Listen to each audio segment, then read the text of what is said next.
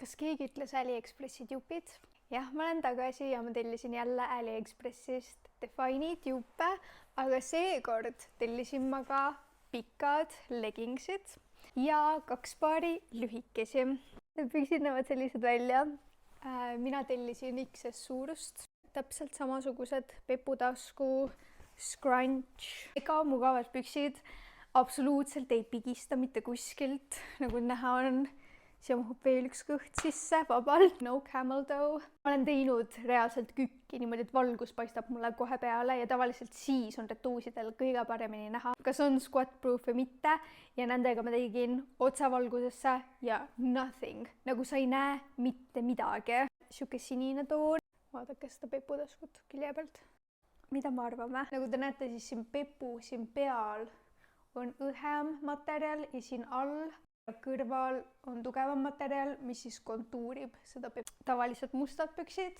Mõned tüdrukud panevad nagu hästi kõrgele selle. Nii on tegelikult päris ilus kõrvalt vaadates. Jällegi ei paista läbi 10-10. Kui ma oleks päevitunud ja mu ülemine osa oleks ka mingi hele.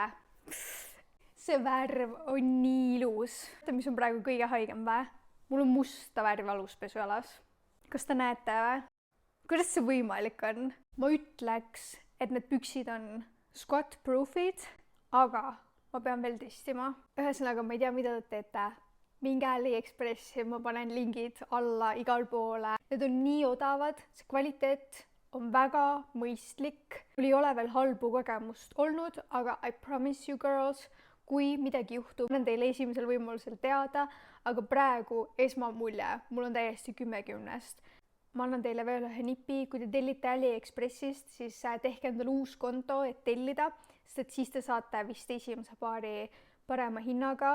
Ja kui te tahate veel sellist videot näha, siis andke mulle teada. Kui teil meeldib mingi bränd, mingi riidese, whatever, kirjutage mulle, ma otsin tjupid üles, testin neid teie eest. Ma loodan, et teile meeldis see video ja näeme juba järgmises videos. Tšau!